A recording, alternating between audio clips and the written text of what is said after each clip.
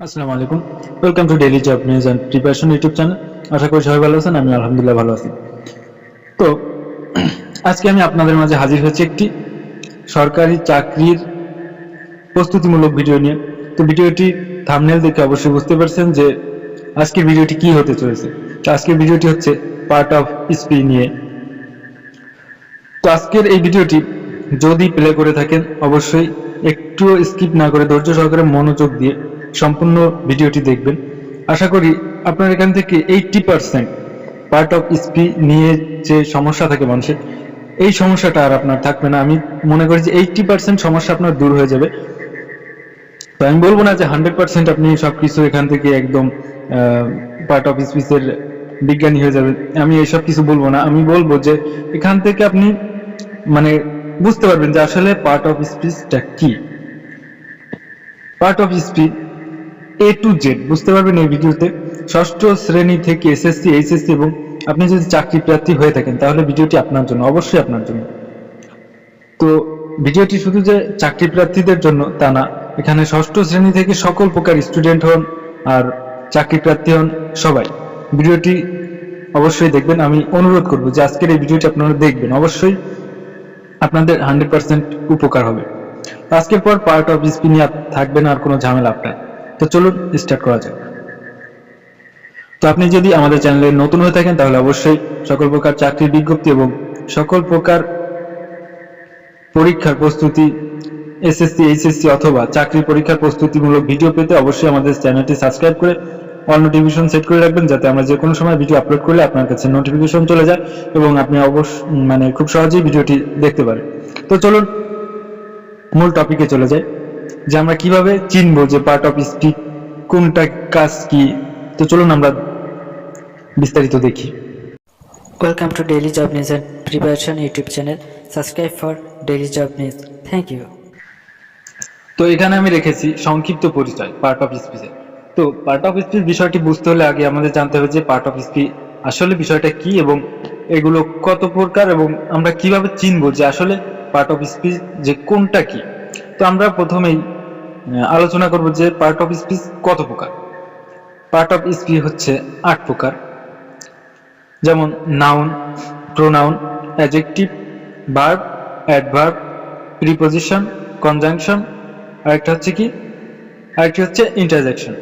তো এই 8টি আমরা দেখলাম যে আসলে এই 8টি হচ্ছে যে পার্ট অফ স্পিচ, যে বিষয়টি পার্ট অফ স্পিচ যে বিষয়গুলো নিয়ে আলোচনা করা হয় সেই বিষয়গুলোর মধ্যে এই 8টি বিষয় নিয়ে আলোচনা করা হয়।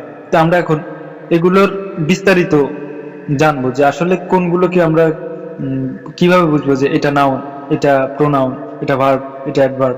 তো এগুলো কিভাবে বুঝবো যে আসলে এগুলা কোন প্রকার এবং এগুলা দেখে কিভাবে চেনার উপায় আছে যে এটা নাউন নাকি প্রোনাউন নাকি ভার্ব নাকি অ্যাডভার্ব।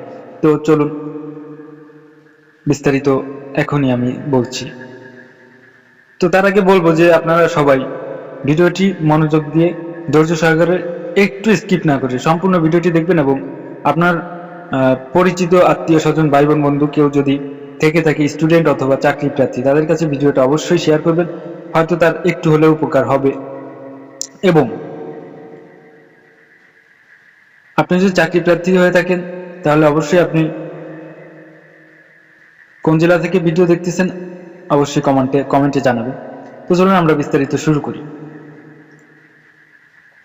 তো দেখুন, নাম্বার 1 নাউন। প্রথম নম্বরে আছে কি নাউন। নাউনটা আসলে কি? নাউনটা হচ্ছে যে কোনো নাম। যেমন উদাহরণস্বরূপ দেখুন এখানে আছে রহিম, ঢাকা, পোয়েট, ইটিসি। এখানে হতে পারতো করিম, খুলনা, যে কোনো একজন, মানে আপনার নাউন বলতে বোঝায় যে কোনো নাম, সকল প্রকার নাম, কোনো বস্তুর হোক, কোনো মানুষের হোক, কোনো জায়গার হোক, কোনো বিষয়ের হোক, যে নামটা সেটাই হচ্ছে নাউন। তো আমরা বলতে পারি যে নাউনটা হচ্ছে যে কোনো মানুষের নাম, যে কোনো জায়গার নাম, যে কোনো বস্তু, যে কোনো বিষয়ের নামটাই হচ্ছে কি নাউন। আমরা এটাকে বাংলায় বলে থাকি নাম এবং ইংরেজিতে বলা হয় নাউন। তো নাউনটা আশা করি সবাই বুঝতে পারছেন যে নাউনটা আসলে কি। যে কোনো মানুষের নাম অথবা যে কোনো কিছু হতে পারে, যেটা নামকে বোঝায়। মানুষ, আমরা যেমন মানুষকে ডাকি বা এক একটা মানুষের এক একটা নাম আছে, যেমন রহিম, রহিম একটা নাম, ঢাকা একটা জায়গার নাম, পোয়েট, পোয়েট হচ্ছে কবি। কবিদেরকে ইংরেজিতে বলে পোয়েট। পোয়েট একটা নাম, মানে আমরা বলতে বুঝি যে কবি বলতে কি বোঝায়, যারা কবিতা লেখে তাদের কি বলা হয়, কবি। তো এক্ষেত্রে এই পোয়েটটা কিন্তু নাও। তো চলে আসি আমরা 2 নম্বরে। আশা করি 1 নম্বর সবাই বুঝতে পারছেন। 2 নম্বরে, 2 নম্বরে হচ্ছে প্রোনাউন। প্রোনাউন এটার মানে কি, বাংলা এটাকে কি বলে? বাংলা এটাকে বলে সর্বনাম। বুঝলাম সর্বনাম, তাহলে এটা ব্যবহার হয় কখন, যে সর্বনামটা কখন ব্যবহার হয়? যে এই প্রোনাউনটা হচ্ছে নামের পরিবর্তে ব্যবহৃত শব্দ। তো নামের পরিবর্তে যে শব্দগুলো ব্যবহৃত হয় সেগুলো হচ্ছে প্রোনাউন। ধরুন আমি একটা জায়গায় বসে আছি এবং আমার একটা বন্ধু আমার সাথে বসা ছিল, আর একজন বন্ধু আমাদের পাশ দিয়ে হেঁটে যাচ্ছে। একটু পরে আমার সাথে থাকা বন্ধুটি চলে গেল। তারপরে কিছু সময় পরে ওই যে বন্ধুটা পাশ দিয়ে হেঁটে যাচ্ছিল সে আবার ফিরে আসছে। তো সে ফিরে এসে বলতেছে যে আমার পাশে যে বন্ধু বসা ছিল সে কোথায় গেল। আমাকে বলল যে, আমার বন্ধুর নাম ধরুন রফিক, বলল যে রফিক কোথায় গেল। আমি বললাম যে সে তো বাড়িতে চলে গেছে। আমি কিন্তু এখানে তার নামটা ব্যবহার করিনি, আমি বললাম যে সে তো বাড়িতে চলে গেছে। সে এখানে এই সে বলতে কাকে বোঝানো হচ্ছে? সে বলতে কিন্তু বোঝানো হচ্ছে আমার সেই বন্ধু রফিককে। তো এই রফিক, রফিক যে নামটা, এই নাম ব্যবহার না করে আমি যে সে বললাম, এই সেটা হচ্ছে সর্বনাম বা প্রোনাউন। তো ইংরেজিতে এগুলো কিভাবে ব্যবহার করা হয় বা কি দিয়ে ব্যবহার করা হয়? যেমন he, she, they, them, their, we, our, etc. তো এগুলো কিন্তু নাউনের পরিবর্তে ব্যবহৃত হয়। যেমন সে, তারা, তাদের, সেখানে, যেখানে, আমাদের, এগুলো বোঝাতে কিন্তু প্রোনাউনটা ব্যবহৃত হয় বা এই সর্বনামটা ব্যবহৃত হয়। তো প্রোনাউন এখানে আমরা কিছু এক্সাম্পল হিসেবে দেখুন আছে he, she, they, them, their, we, our, etc, এগুলো হচ্ছে প্রোনাউন। তো আশা করি সবাই এই প্রোনাউন বিষয়টাও বুঝতে পারছি। যদি কারো বুঝতে কোনো সমস্যা হয় তাহলে অবশ্যই কমেন্টে জানাবেন। আমি যদি প্রয়োজন পড়ে তাহলে তাকে আবার নতুন কোনো ভিডিওতে আবার তাকে বোঝানোর চেষ্টা করব, অথবা কমেন্টে বোঝানোর চেষ্টা করবো। এবং আমার ইউটিউব চ্যানেলে আমার ফেসবুকের লিঙ্ক দেওয়া আছে, ওই লিঙ্কে ক্লিক করে আমাকে সরাসরি মেসেজ করতে পারে, তো আমি বুঝিয়ে দেবো। তো আচ্ছা, আমরা 3 নম্বরে চলে যাব। 3 নম্বরে আছে দেখুন অ্যাডজেক্টিভ। অ্যাডজেক্টিভটা কি? দোষ, গুণ অথবা ভালো মন্দ যাই হোক এইগুলো প্রকাশ করে। এই শব্দের মাধ্যমে কি, মানে যে শব্দের মাধ্যমে দোষ গুণ প্রকাশ হয় বা প্রকাশ পায় তাকে অ্যাডজেক্টিভ বলে। যেমন ধরুন আমি বললাম যে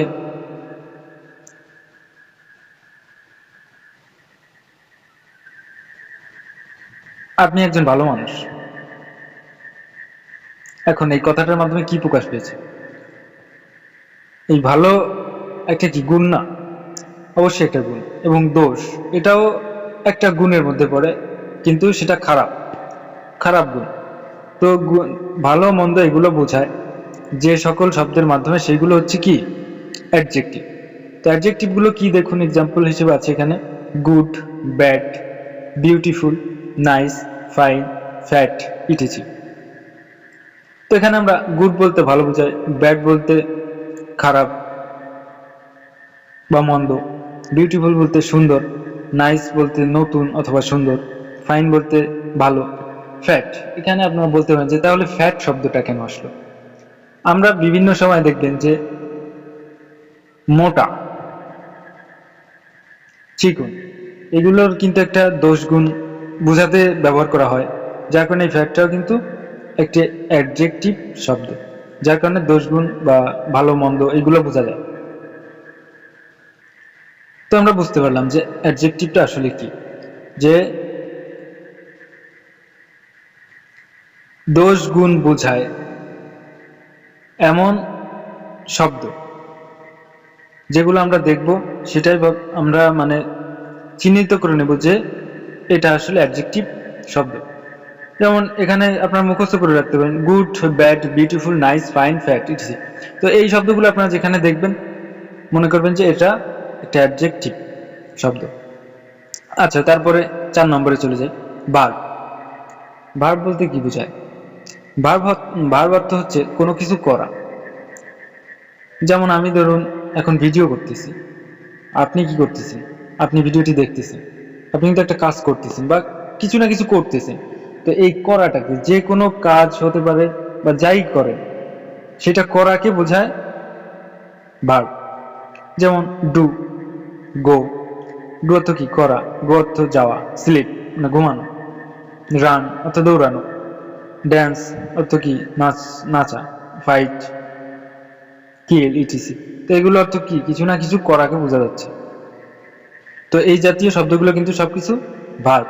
তো আবার আমি রিপিট করতেছি, ভার্ব অর্থ হচ্ছে কোনো কিছু করা।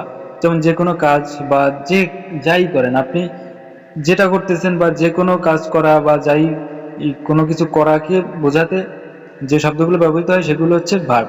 সেগুলো এক্সাম্পল হিসেবে আছে do, go, sleep, run, dance, fight, kill ইত্যাদি। আরো অনেকগুলো শব্দ আছে। এই জাতীয় শব্দগুলো কিন্তু ভার্ব। তো মনে রাখতে হবে, আপনারা চাইলে নোট করে রাখতে পারেন। তো চলে যাবো আমরা 5 নম্বর, অ্যাডভার্ব। ক্রিয়া কিভাবে, কখন, কোথায় সম্পন্ন হলো তা বোঝায়। এই একটু আগে আমরা যেটা জানলাম যে কোনো কিছু করাকে ভার্ব বোঝায়, কিন্তু এই কাজটা কিভাবে করা হলো বা কিভাবে সম্পন্ন হলো, কখন করা হলো, কোথায় করা হলো, এই কিছু বোঝায় হচ্ছে অ্যাডভার্ব। এই কিছু মানে এই সব কিছু যে বোঝাবে সেই শব্দগুলো হচ্ছে কি? অ্যাডভার্ব। তো অ্যাডভার্ব গুলো কি দেখুন, ওয়েল, নাইসলি, দেয়ার। যেমন ধরুন একটি কাজ খুব ভালোভাবে সম্পন্ন হয়েছে। এই যে ভালোভাবে সম্পন্ন হয়েছে এটাকে বোঝাতে ওয়েল ব্যবহৃত হয়। তো এই ওয়েলটা কিন্তু অ্যাডভার্ব। তারপরে নাইসলি, আপনি মনে করেন যে আপনার একটা কাজ নাইসলি কমপ্লিট করে ফেলছেন, তো এই নাইসলিটা কিন্তু এখানে অ্যাডভার্ব হিসেবে ব্যবহৃত হবে। এবং আপনি একটা কাজ করছেন সেটা, তো ধরুন আপনি একটা পড়া আপনি খুব সুন্দরভাবে কমপ্লিট করে ফেলেছেন। এখন এই আপনি একটা কাজ, এই পড়াটা খুব সুন্দরভাবে কমপ্লিট করে ফেলেছেন, এখানে আপনার এই পড়াটা হচ্ছে কি? ভার্ব। এবং সুন্দরভাবে কমপ্লিট করে ফেলেছেন। সুন্দরভাবে বোঝাতে যে শব্দটা ব্যবহৃত হবে সেটাও অ্যাডভার্ব। এবং এই কাজটা আপনি কোথায় বসে সুন্দরভাবে সম্পূর্ণ করলেন, হয়তোবা হতে পারে আপনার বাসায়, নয়তোবা স্কুলে, নয়তোবা হতে পারে আপনার কোনো প্রাইভেট কোচিং সেন্টারে বা যে কোনো জায়গায় হতে পারে। তো এই জায়গাটাকেও নির্দিষ্ট করে বোঝাতে কিন্তু যে শব্দটা ব্যবহৃত হবে সেটাও কিন্তু অ্যাডভার্ব হিসেবে ব্যবহৃত হবে। তো আশা করি 5 নম্বর অ্যাডভার্ব সবাই মানে খুব ভালোভাবেই বুঝতে পারছেন। তো আমি চলে যাব 6 নম্বরে। 6 নম্বরে আছে কি? প্রিপজিশন। প্রিপজিশনটা আমরা ইতিমধ্যে যারা এসএসসি এইচএসসি লেভেলটা পার করে এসেছি তারা খুব ভালোভাবেই জানেন। তো যারা একদম ফ্রেশার, তো তারা হয়তো নাও জানতে পারে। তো প্রিপজিশনের কাজটা কি আমরা একটু দেখি। ওয়ার্ডের আগে বসে পূর্ববর্তী ওয়ার্ড এর সাথে ওই ওয়ার্ড এর সম্পর্ক স্থাপন করে। তো প্রিপজিশনের কাজ হচ্ছে একটি ওয়ার্ডের আগে বসে পূর্ববর্তী ওয়ার্ডের সাথে ওই ওয়ার্ডের সম্পর্ক স্থাপন করে। তো বিষয়টা হচ্ছে এমন যে কিছু কিছু শব্দ আছে যেগুলো থাকলে মানে একটা ওয়ার্ড থাকলে তার যে অর্থটা সম্পূর্ণ আকারে বোঝা যায় না বা এর অর্থটা সম্পূর্ণ হয় না। তো এই অর্থটাকে সম্পূর্ণ করতে পূর্ববর্তী ওয়ার্ডের সাথে সম্পর্ক স্থাপন করে যে তার অর্থটা ভালোভাবে প্রকাশ করতে যে শব্দগুলো ব্যবহৃত হয় সেগুলোই কিন্তু প্রিপজিশন। তো প্রিপজিশনগুলো কি? যেমন দেখুন এখানে এক্সাম্পল হিসেবে আছে in, into, for, from, to, to of etc. তো এরকম অনেক প্রিপজিশন আছে। অনেক সময় অনেকে এই প্রিপজিশনগুলো মুখস্থ করে। তো আমি সবাইকে বলবো যে আপনারা এইগুলো মুখস্থ করবেন না, আসলে প্রিপজিশনের কিছু রুলস আছে। এই রুলস অনুযায়ী এই প্রিপোজিশনগুলো বসে। তো আশা করি আপনাদের ইংরেজি গ্রামার সাইডের যে বইটা আছে বইতে খুব সুন্দর করে ভালোভাবে পাবেন, এবং আপনারা যদি চান তাহলে কমেন্টে জানাবেন, আমি এই রুলসগুলো সম্পর্কে আলোচনা করব। আশা করি আপনাদের কাজ হবে বা উপকার হবে। তো চলুন আমরা 7 নম্বরে চলে যাব, কনজাংশন। 2 বা ততোধিক ওয়ার্ড ক্লজকে যুক্ত করে। কনজাংশন হচ্ছে এমন একটি ওয়ার্ড যেগুলো দ্বারা দুইটি সেন্টেন্স বা দুইটি ওয়ার্ডকে সংযুক্ত করে। তো সেই শব্দগুলো হচ্ছে, যেমন দেখুন এখানে আছে and, but, for, as, if, yet, because, unless, etc. এগুলো হচ্ছে কনজাংশন। যেমন মনে করুন আমি বাড়ি যাব এবং ভাত খাবো। বাড়ি যাব একটা শব্দ, এবং ভাত খাবো এটাও কিন্তু একটা শব্দ। তো তার মাঝে যদি আমি এবং এই শব্দটা ব্যবহার করি তাহলে আমার পুরো সেন্টেন্সটা কিন্তু খুব সুন্দরভাবে প্রকাশ পাবে। তো এই দুইটি সেন্টেন্সের মাঝে যে সম্পর্ক স্থাপন করার জন্য বা যুক্ত করার জন্য, দুইটি সেন্টেন্সকে যুক্ত করার জন্য এর মাঝে কিন্তু আমি একটা এবং ব্যবহার করেছি। তো এই এবংটা হচ্ছে কি এখানে কনজাংশন, যেমন অ্যান্ড। তারপর বাট, আমরা কথা কথা বলি না কিন্তু, কিন্তু এই কাজটা করি। আমি সেখানে গিয়েছিলাম বা আমি সেখানে গিয়েছি, কিন্তু আমি যে জন্য গিয়েছিলাম সেই কাজটি আমার হয়নি। তো এই কিন্তু দুইটা শব্দের মাঝে, মানে দুইটি শব্দকে একসাথে একত্রিত করে। যেমন বাট বললাম যে বাট, তারপর ফর, আমি সেখানে গিয়েছিলাম আমার চাকরির খোঁজ খবর নিতে, বা আমার যে কোনো একটা কাজের খোঁজ খবর নিতে। কিসের জন্য নিয়েছিলাম, তো এখানে মাঝখানে কিন্তু একটা ফর আসবে। তো এই ফরটা হচ্ছে কনজাংশন হিসেবে ব্যবহৃত হবে। তাহলে আমরা বুঝতে পারলাম যে কনজাংশন হচ্ছে 2 বা ততোধিক ওয়ার্ড ক্লজকে যুক্ত করে। তো এক্সাম্পল হিসেবে আছে and, but, for, as, if, yet, because, unless, etc. এখানে অরও হতে পারে। তো চলুন আমরা চলে যাবো 8 নম্বরে।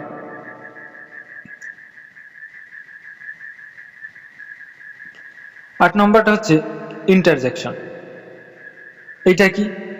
এটা দেখুন, আনন্দ, দুঃখ, আবেগ, হঠাৎ প্রকাশিত বিস্ময়, ঘৃণা, ভয় ইত্যাদি প্রকাশ করে। ইন্টারজেকশন কি করে? আনন্দ, দুঃখ, আবেগ, হঠাৎ প্রকাশিত বিস্ময়, ঘৃণা, ভয় ইত্যাদি প্রকাশ করে। যেমন আমরা মাঝে মাঝে বলি, কিছু একটা বিস্ময়কর কাজ হয়ে হয়ে যদি যায় তাহলে আমরা বলি হায় হায় কি হয়ে গেল। তো এই হায় হায় এটা হচ্ছে কি ইন্টারজেকশন। সেখানে আমরা ব্যবহার করি অ্যালাফ। ইংরেজিতে কি অ্যালাফ, হায় হায় বা হায়। তারপরে আপনি ধরুন আপনার একটা খুব ভালো বন্ধু এমন একটা কাজ করছে, সেটা খুবই ঘৃণিত একটা কাজ। তা আপনি মানে কথাটা শুনে বললেন যে সি বন্ধু, তুই এমন কাজ করতে পারলি। তো এখানে যেই সি বা ফি, এই এই শব্দটা ব্যবহার করা, এটাই এটাই হচ্ছে কিন্তু ইন্টারজেকশন। বিস্ময় বা মানে বিস্ময়কর, মানে তার কাজটা আপনি পুরো বিস্মিত হয়ে গেলেন যে আসলে আমার বন্ধু তুই এরকম মানুষ, খুব ভালো মানুষ, তোর কাছ থেকে তো এই কাজটি আশা করা যায় না। তো এই সব বিস্ময়কর যে শব্দগুলো আছে তার